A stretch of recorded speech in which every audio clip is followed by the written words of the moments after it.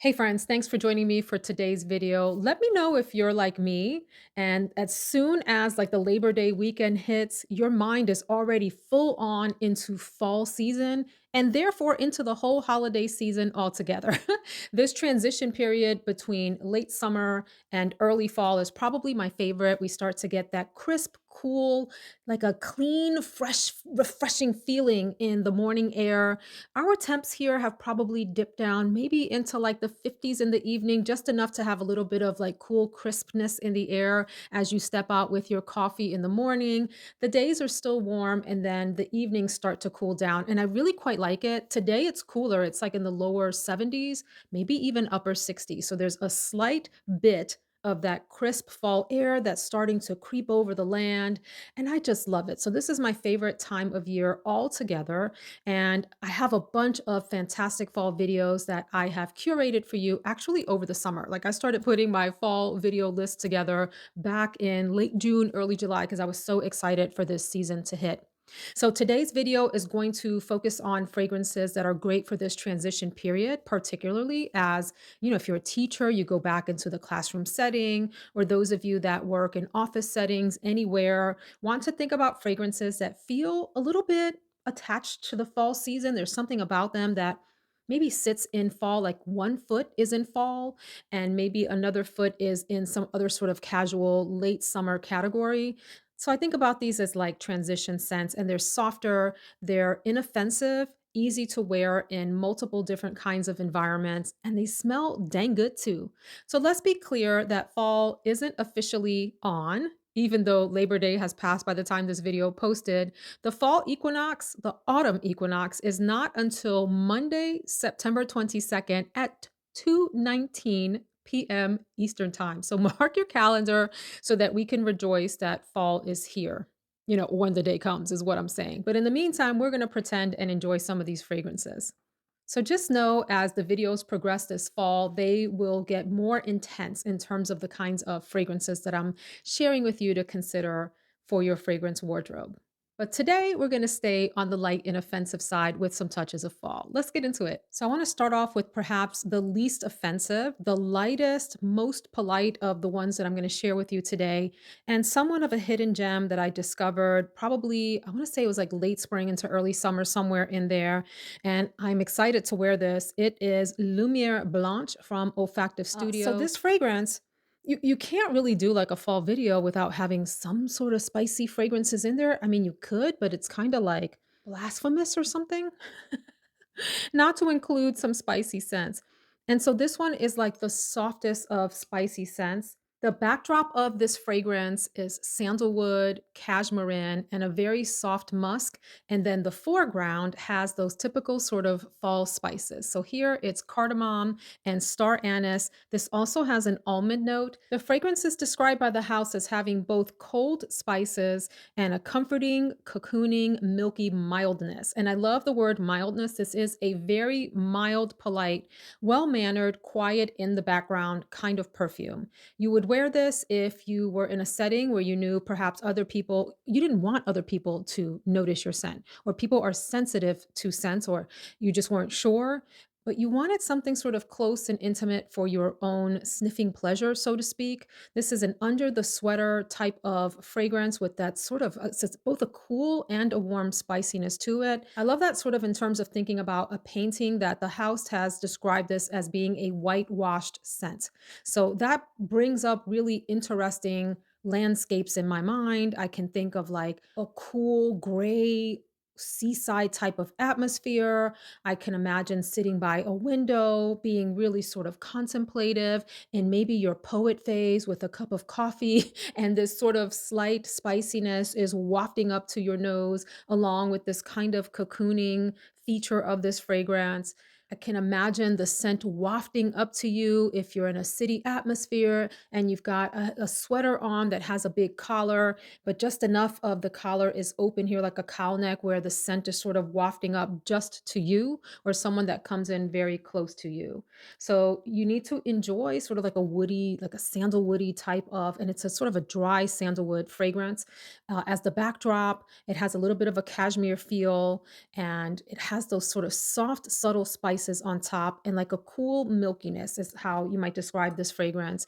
And it's really a nice one for those of you that prefer and enjoy a more subtle, subdued scent and not something that shouts. That's really the case for all the fragrances that I'm going to be discussing today. So that's Lumiere Blanche from Olfactive Studio. All of the fragrances, of course, will be linked down below in the description box, and I'll try to remember to put them in the pinned comment with links to find these if you're interested in that.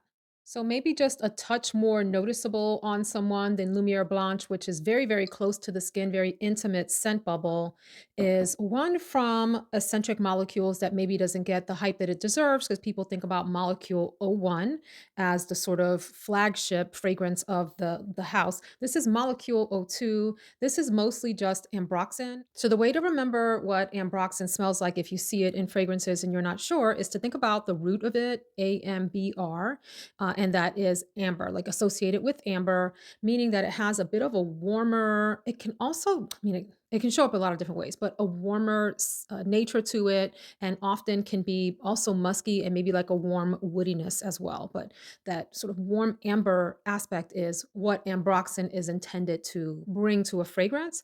And ambroxan is commonly used as a fixative in fragrances. Some people are very sensitive to it and don't like it. They find it like screechy, synthetic.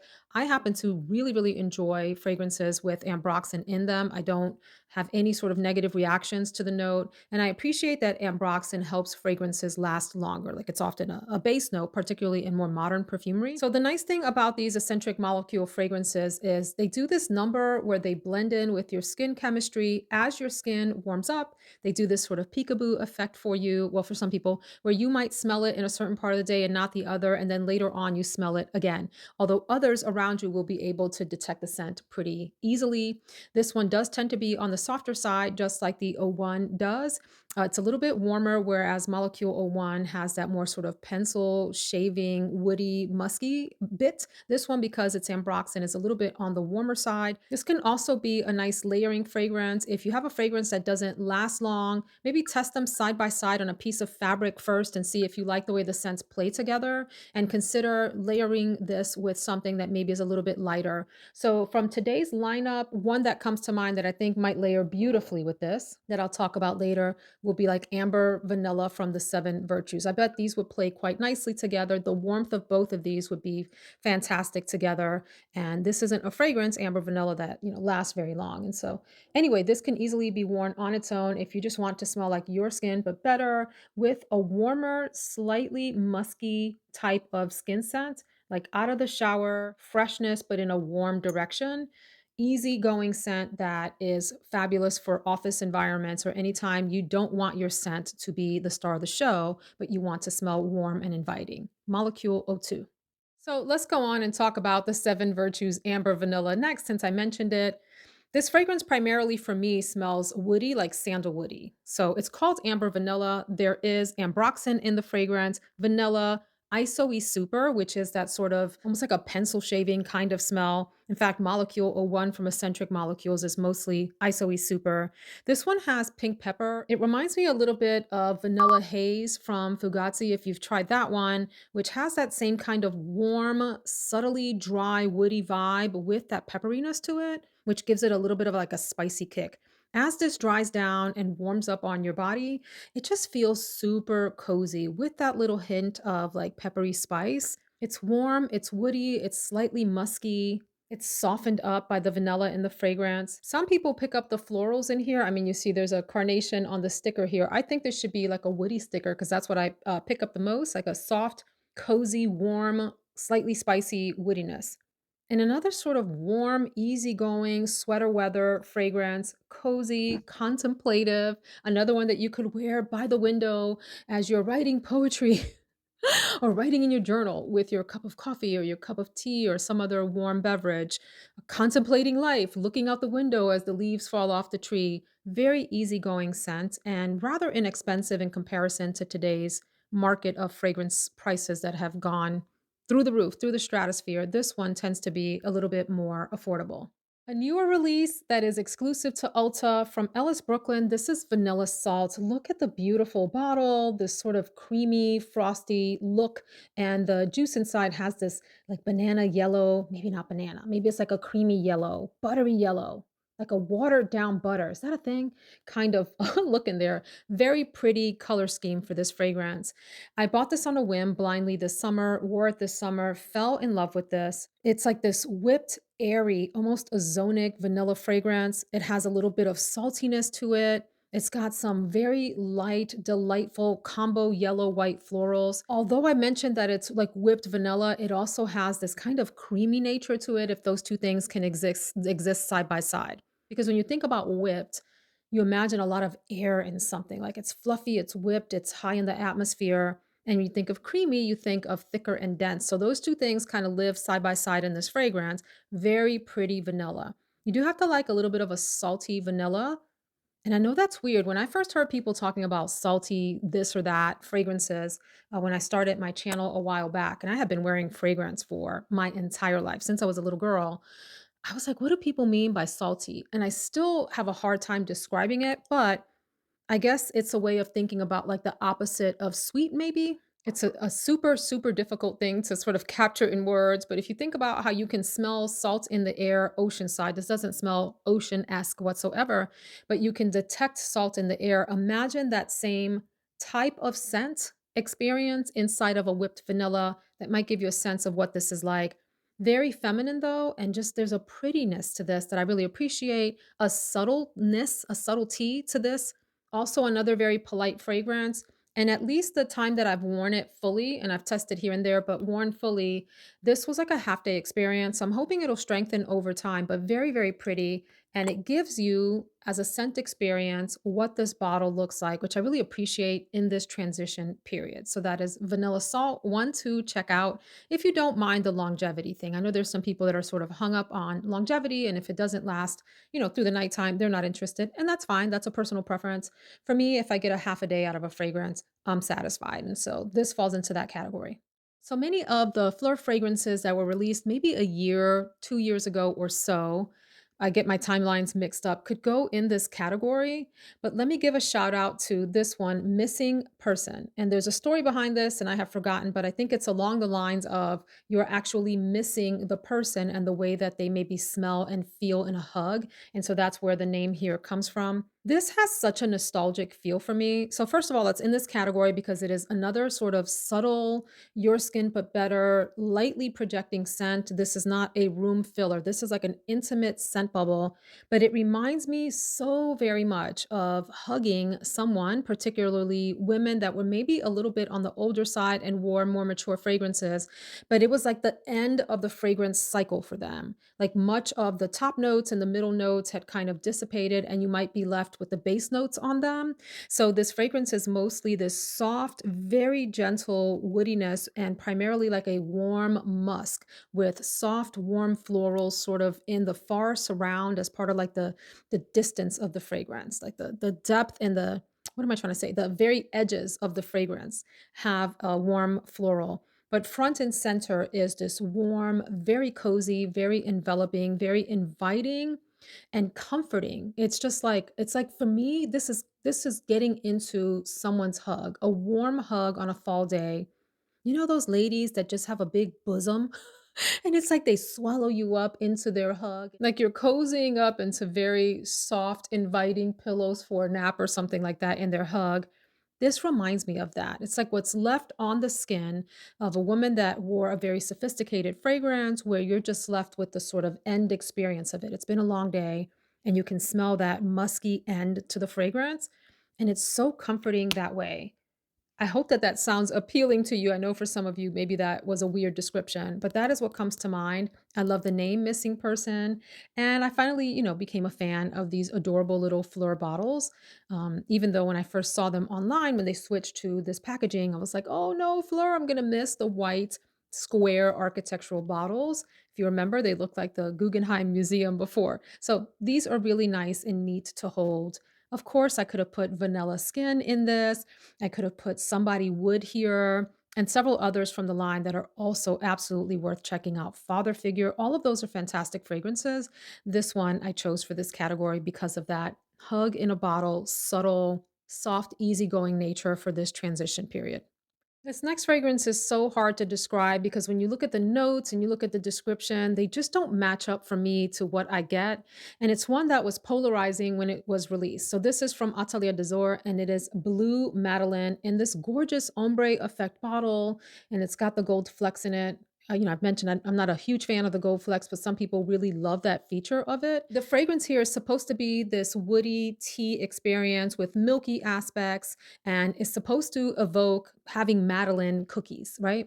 So I don't really get gourmand aspects from this. Although there is a sort of subtle, milky, maybe ever so slight sweetness to this, I think one of the ways that I would describe this, and I describe it differently each time that I talk about it because I think about it differently each time that I talk about it, is if you had something like a soapy tea with a milky, woody backdrop. Here you go. So some people put milk in their tea. I don't. I like my tea just as it is without any milk added. But some people like that. And so if you have smelled the way that milk dissipates in a warm tea. So you get both the tea aspects, you get this sort of warm milkiness.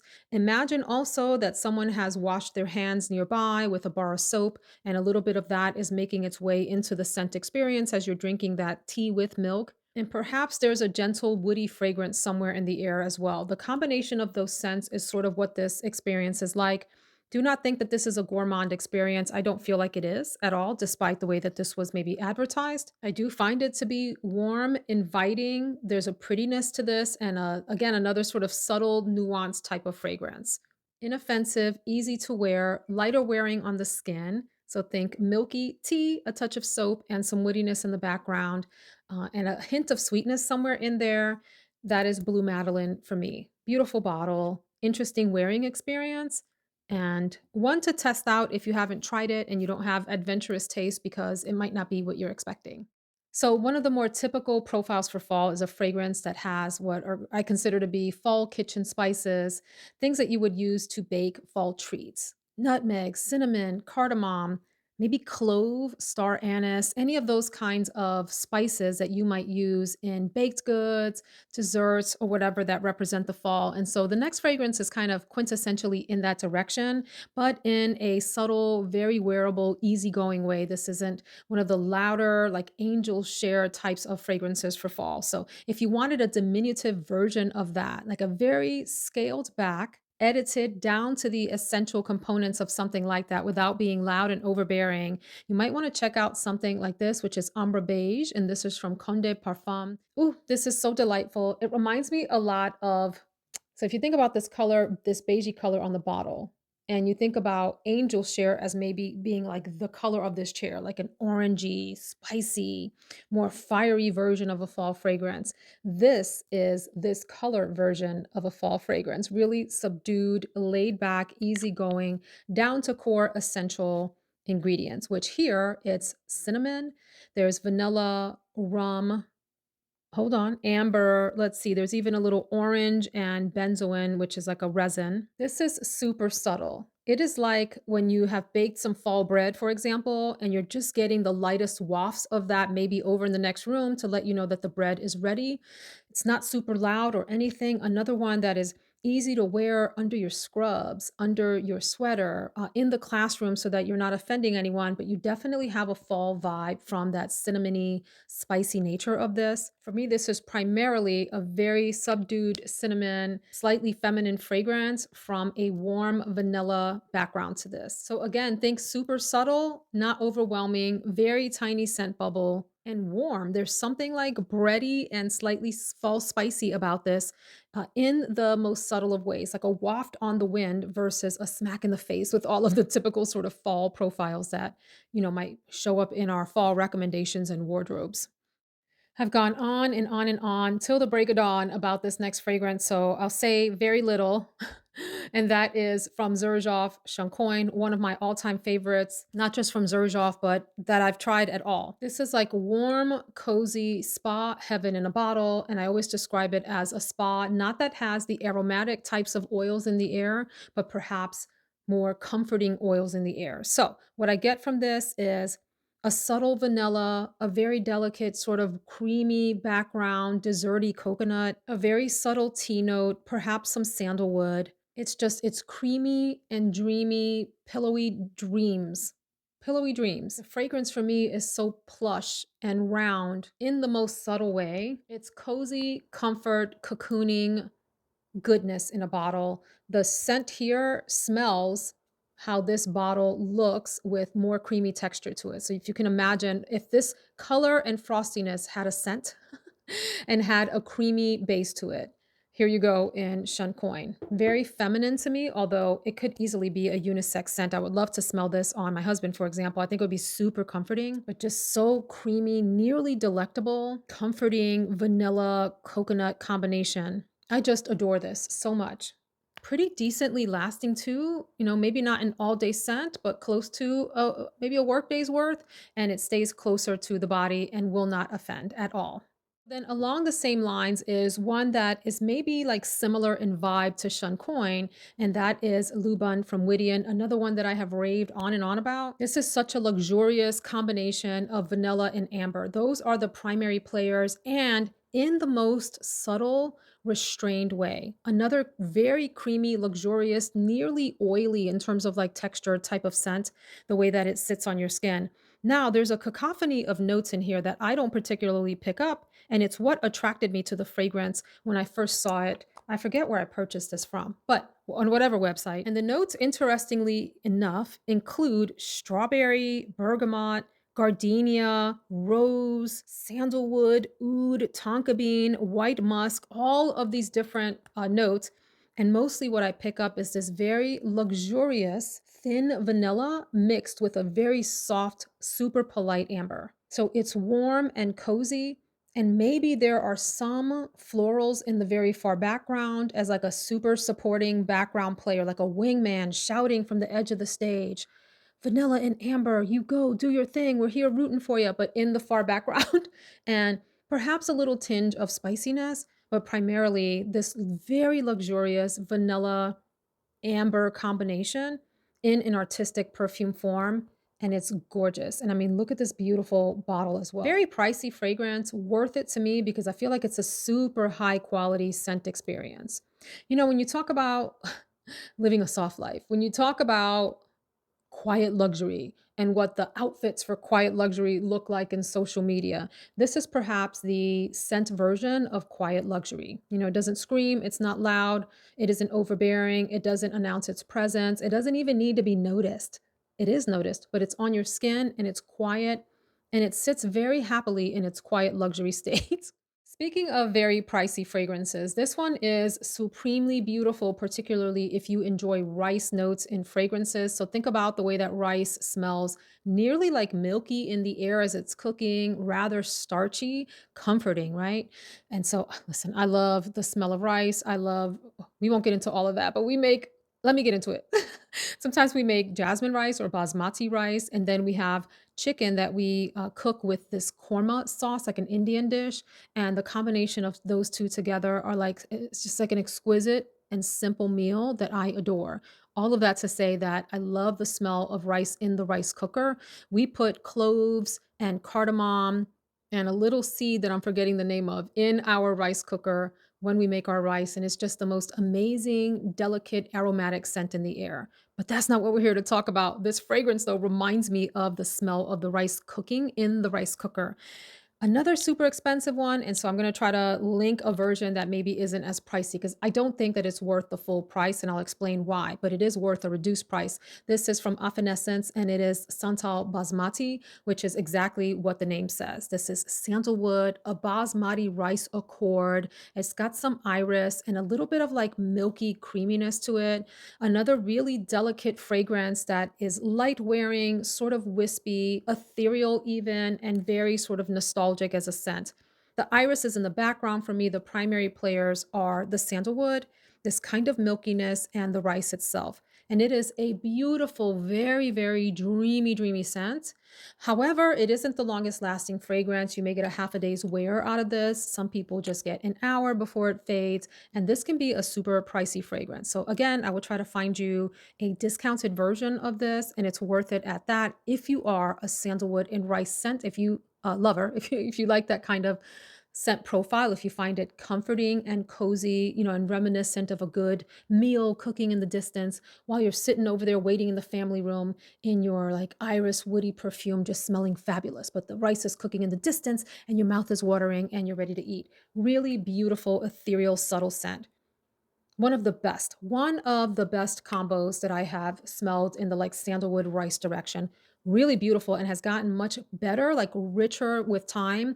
When I first purchased this, it was a sort of very thin texture. It has thickened up a bit as it's sat in my collection, over the past couple of years, and, you can douse yourself in this and, like, never offend anyone. It's just such a subtle beauty of a smell. Santal Basmati, one of, like, best in class types of fragrances.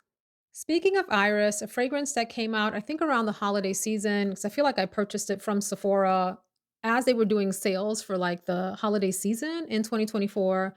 We have already forgotten about this, but I have not. And this is Merit Retrospect. So, Merit is a makeup brand, and this is their first release. Yes, I've joked about this looking like a little Smurf hat, but it is an adorable little package for a fragrance. It's got this kind of thumbprint where you can hold the fragrance there, and you've got to kind of twist the cap off. I love that you can like stick this little number in your purse. So this is a very subtle ladylike iris pear combination for the florals and fruity part of the fragrance.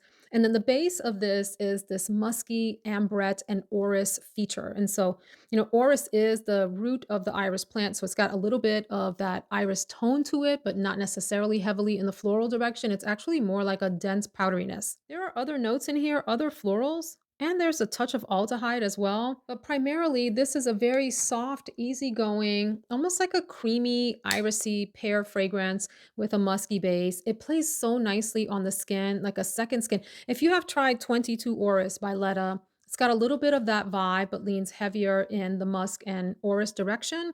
But it kind of reminds me of that. You know what? It even has a little bit of the feel of amber vanilla, like the base of amber vanilla. This kind of sort of Merit Retrospect sort of smells like that with a little bit of that iris and a very subtle pear on top. The pear is not super pronounced, but it's enough to add like a little bright fruitiness to this that I really enjoy and a hint of sweetness. Pear is one of my favorite notes in fragrances. The more pronounced it is, the happier I am. But for those of you that would like your pear to be more subdued, it is in here and just adds that little touch of sweetness on top of that iris musky base. Sometimes iris fragrances can be a little bit on the drier side and the cool side. And I love that the pear note adds this bit of warmth. There are other florals too that give this a little touch of warmth, but the pear and the iris for me are primary players on top of that sort of almost like a creamy and powdery musky base. Really a pretty delightful little fragrance, easy number, easy to carry around, and it smells great. I'm going to end this video with a fragrance that maybe is more of an honorable mention than straight up in the lineup because it has a little bit more projection and will be noticed, perhaps beyond your immediate scent bubble for a while. And it's a fragrance that was released this year, was super polarizing. People either loved it or returned it right away. And I fell in love with this. And I ended up purchasing a full bottle because I ran through much of the travel spray very quickly, wore it for a few days, and said, I need a bottle of this. And we're talking about Rare from Rare Beauty. This is the Selena Gomez brand. It has a makeup side to it that launched first. And then I think there's a mist or something. And then this is the first sort of official perfume, if I'm not mistaken.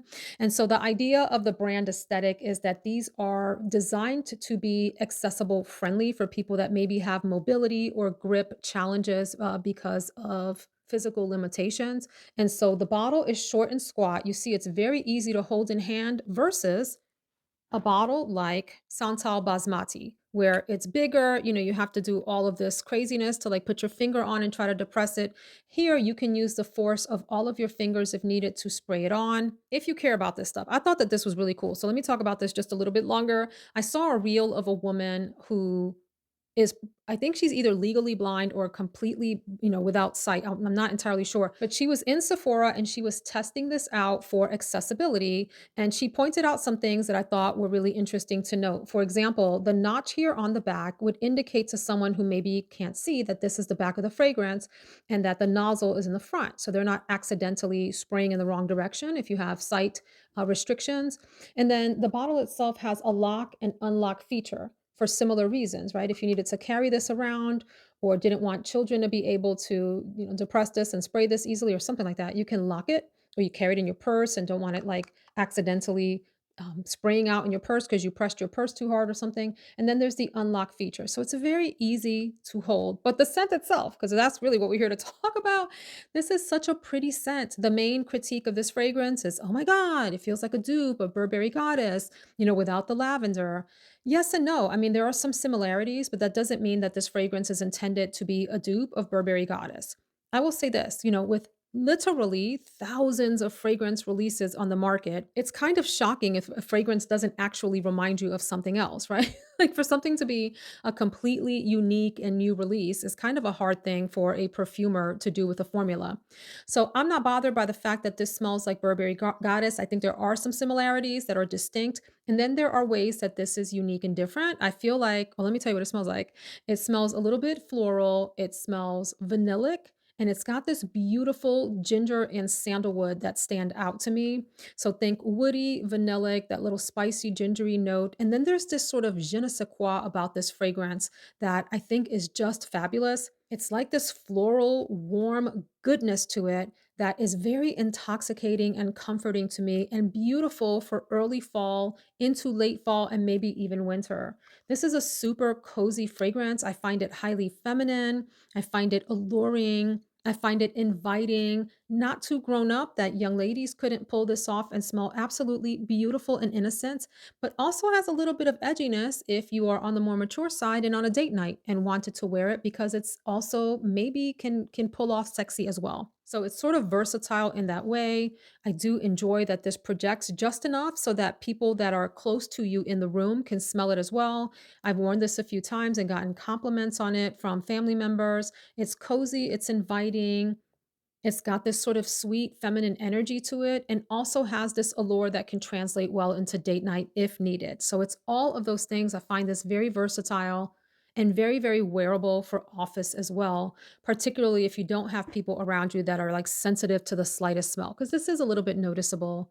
I thought that this projected fairly decently for about half the day, and then it got really sort of subtle and came in close to the skin, or maybe a little less than that, maybe like in the 2 to 3 hour range, somewhere in there. Just depends on the day, the weather, the moisture conditions of your skin, and all of that. But I think that the point here is that for me, this is a very inoffensive smell that still has a lot of character and body. And I put it here at the end because of all the fragrances that I mentioned today. This maybe has the most personality, particularly from that ginger note. And I just find it so warm and delightful in the best way possible for fall. So big props, big up to Rare Beauty for this gorgeous release. And, if you don't have Burberry Goddess, or even if you do and don't mind something that is somewhat close, definitely give this one a spray and see what you think about it, despite the negative reviews. Would love to hear your thoughts on today's selection. And are there any fragrances in your experience and or collection that you would add to this list? Happy almost fall, y'all. It's coming and I can't wait. And I have so many fantastic videos lined up for you. Make sure that you are subscribed to the channel if you enjoy this kind of content and you are not yet subbed. Would love to have you be a part of the community here. Thank you kindly for spending some time with me today. See you in the next video.